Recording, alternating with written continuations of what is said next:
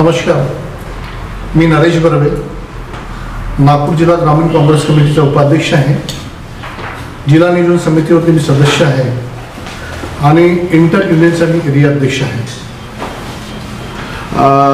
कन्हान क्षेत्रात, टेकाडी कानून क्षेत्रात आपण काय काय कामं केले आहे आणि काय काय कामं रखडलेले आहे त्यात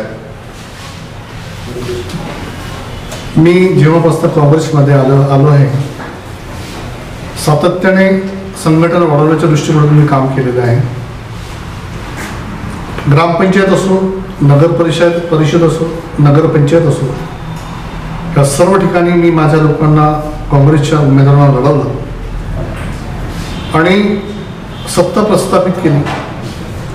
एवढंच नव्हे तर बाजार समिती असो, जिल्हा परिषद असो, पंचायत समिती असो, या सर्व क्षेत्रामध्ये मी अग्रतेने काम केलेलं आहे. आणि आपल्याला माहीत आहे की बऱ्याच वर्षानंतर जिल्हा परिषद आणि पंचायत समितीमध्ये आम्ही काँग्रेसची सत्ता प्रस्थापित करू शकलो. सन्माननीय सुनील केदार साहेबांचा फार मोठा सिंहाचा वाटा याच्यामध्ये आहे. सन्माननीय मुकुल वस्ती साहेबांचा सिंहाचा वाटा आहे. सन्माननीय मोडक साहेबांचा वाटा आहे. सन्माननीय आमचे नेते नाना गावंडे यांचा सुद्धा याच्यामध्ये फार सिंहाचा वाटा आहे.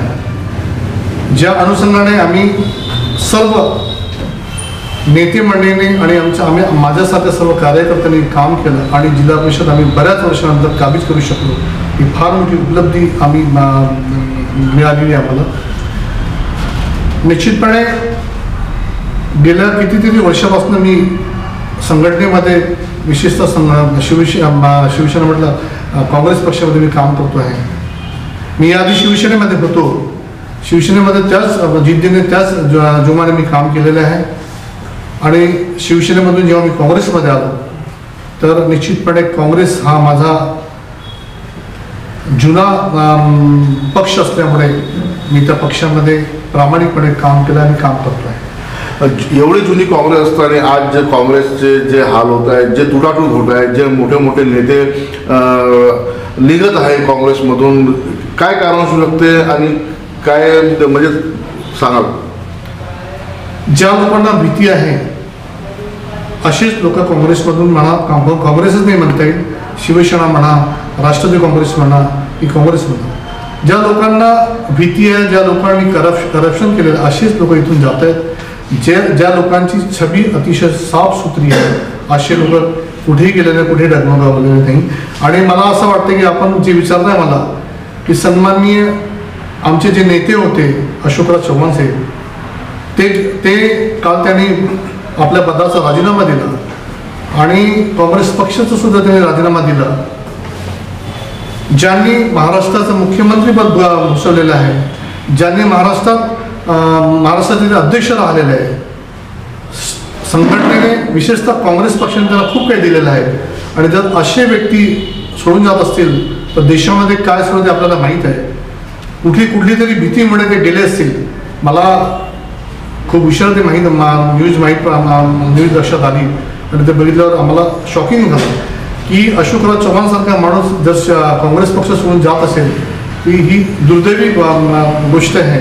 कारण की काहीतरी कुठेतरी त्यांना दडपण असेल आणि त्या दडपणामुळे त्यांनी पक्षाचा राजीनामा दिलेला आहे. पण निश्चितपणे मला असं वाटतंय की त्यांनी राजीनामा जरी दिला आहे पण ते पुढे काय करतील याचा आम्ही काही सांगू शकत नाही. पण हे घटना अतिशय वाईट घटना आहे की ज्या लोकांनी काँग्रेस पक्षामध्ये सर्व काही मिळवून घेतलेलं आहे, तर काँग्रेस पक्षाने त्यांना जे दिलेलं आहे ते त्यांनी विसरता कामा नये. आणि जर अशा लोकांनी जर काँग्रेस पक्ष सोडला तर काँग्रेस पक्ष संपला अशातला काही विषय नाही. असे अनेक अशोकराव चव्हाण येतील आणि यापेक्षा जोमाने काँग्रेस पुढे वाढेल. एकीकडे सुनील केदारजी त्यांना जेलमध्ये पाठवण्यात आलं, त्याच्यानंतर आता अशोकजी चव्हाण, त्याच्यानंतर आणखी दुसऱ्याची तयारी सुरू आहे. एवढं धक्केवर धक्के काँग्रेसला लागत आहे, काय सांगा?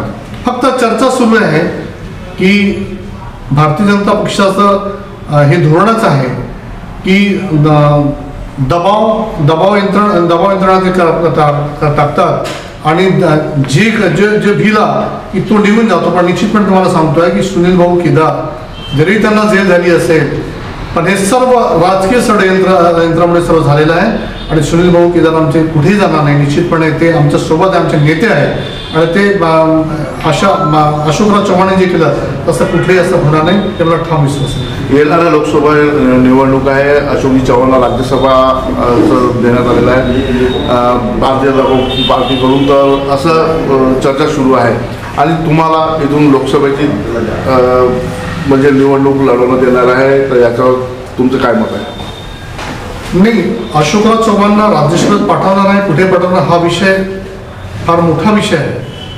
त्यांनी कशामुळे पक्षाचा राजीनामा दिला, कशामुळे आमदारकीचा राजीनामा दिला हे सांगणं योग्य नाही, कारण की मी एकदम छोटा व्यक्तिमत्व असल्यामुळे मी त्या विषयावरती बोलणार नाही. पण निश्चितपणे येणाऱ्या लोकसभेमध्ये पक्षामधून अनेक लोकांनी पक्षाची उमेदवारी मागितलेली आहे. मी सुद्धा उमेदवारी मागितलेली आहे. पक्षाला हे माहीत आहे की पक्षात जो राबतो आहे, जो काम करतो आहे, निश्चितपणे त्याची त्यांना ठाऊक आहे. आणि जर माझ्यासारख्या व्यक्तीला जर त्यांनी उमेदवारी दिली तर निश्चितपणे हा विजय मी खेचून आणल्याशिवाय राहणार नाही, हे तुम्हाला ठामपणे सांगतोय. पहिला चरण 11 एप्रिलला सांगण्यात आलेला आहे. पहिला चरण आता लोकसभेच्या निवडणुकीत जवळच काही दिवस बाकी आहे, तर लोकसभेची तयारी आपली कशी सुरू आहे?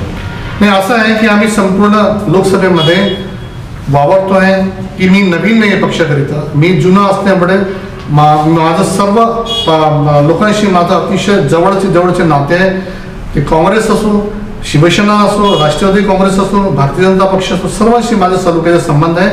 आणि मला असं काय कुठेही म्हणजे ओळखत नाही अशातलं काही प्रकार आहे की मी नवीन नाही आहे. मी पक्षामध्ये माझं राजकीय जीवन 35 वर्ष झाले मी राजकीय जीवनामध्ये प्रवेश केलेला आहे आणि ह्या 35 वर्षामध्ये माझी अतिशय चांगल्या प्रकारे ओळख आहे. जिल्हा नियोजन समितीमध्ये आमच्याकडे कुठेही मी जिंकेल असं मतबळ आमच्याकडे नसल्यावर सुद्धा भारतीय जनता पक्षाच्या लोकांनी मला मतदान करून जिल्हा नियोजन समितीमध्ये मला त्यांनी निवडून दिलं. आणि त्याचा मी तुम्हाला सांगतो की 2016 जेव्हा जिल्हा नियोजन समितीमध्ये उभा झालो, मी निवडून आल्यापासून 20 ते 25 कोटी रुपये फंड आणून जिल्हा नियोजन समितीचं बऱ्याच ठिकाणी त्याचं मी विकास काम केलेलं आहे. आणि म्हणून मला माझा परिचय देण्याची गरज कोणाला नाही आहे. हे सातत्याने पक्षामध्ये राबतोय. म्हणून मला ठाम विश्वास आहे की ही निवडणूक जर पक्षाने मला दिली, मला नाही दिली तरी काही विषय नाही. ज्या कोणाला ही निवडणूक उमेदवार देतील त्या उमेदवाराच आम्ही सातत्याने काम करू. त्याला जिंकवण्याची पूर्ण जबाबदारी आम्ही सर्व संघटनेचे शिपाई घेऊ आणि हा विजय खेचून आणू, हे आपल्याला सांगतोय. एकतर्फी विपक्षाची तयारी आहे, दुसरीकडे आपली तयारी आहे. या दोन्ही मिळून त्याच्यानंतर राष्ट्रवादीचे प्रकाश गजबी यांचे नाव पण लोकसभेसाठी समोर येत आहे.